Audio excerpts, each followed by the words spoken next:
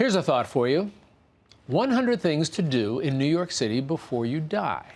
Now, if you thought you'd seen all that the Big Apple has to offer, you can guess again.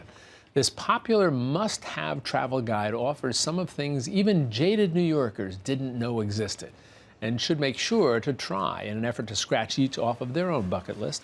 Here with some of the 100 things to do in New York City before you die is author Evelyn Cantor. Evelyn, it's nice to have you here with us. Thank you for having me. Let's start off with the book itself and who it's intended for. Is this just for Everyone. Tourists? No.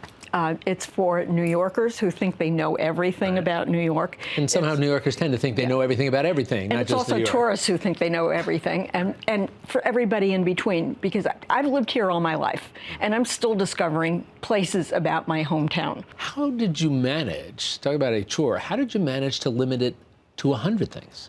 It wasn't easy. I already have a list of about 50 things for the next book, because it has to be a balance. It can't all be Manhattan, which would be tourist-centric, and it can't be all impossible to get to back end of the outer, what are called the outer boroughs. Although there's wonderful things to see in Brooklyn, Queens, Staten Island, and the Bronx. Don't just stay in Manhattan when you go look for things to do in New York. Start off with food.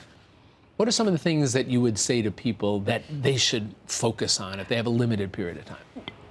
New York City is identified, I think, with Jewish delis, with Chinatown, with Italian food, Little Italy. So those would be the things. I like to suggest taking the number 7 train, which is probably the most international subway in the world, because each stop is a different community. So the Greek community is focused around Astoria. The Elmhurst stop is a different community. So you could spend 10 weekends, 10 Saturdays or 10 Sundays, going to one stop each weekend and exploring it for the restaurants that are there. And they're all family-owned restaurants. They're all small restaurants.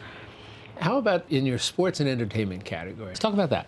There's the secondary teams, the Brooklyn Cyclones and the Staten Island Yankees, who are called the Baby Bombers. The minor league baseball teams. Minor league baseball, and you can get tickets for $10 or $15, and you're sitting up close, as the saying goes, up close and comfortable with the players, and it's a wonderful family experience. Even the food isn't as costly as it is in Yankee Stadium or Met Stadium. One of the things I think that people have as a perception of New York City is that it's incredibly costly. But you look at some things in your book that and basically say to people, look, you can do this. Talk a little bit about that. There are free museums in New York City. Well, if you're a resident, if you're a New York City resident, you can get to the Met, the Metropolitan Museum of Art, for free. If you're not from New York City, you have to pay an admission fee.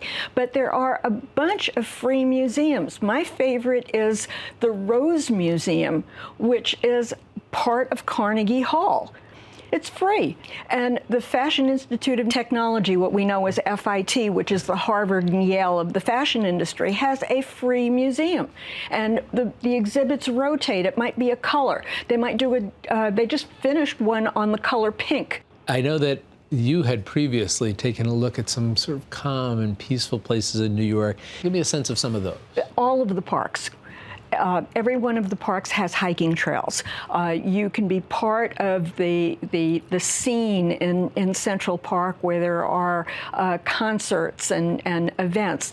But there are hiking trails in Central Park where you are literally lost. You have lost the sense of being in a big city.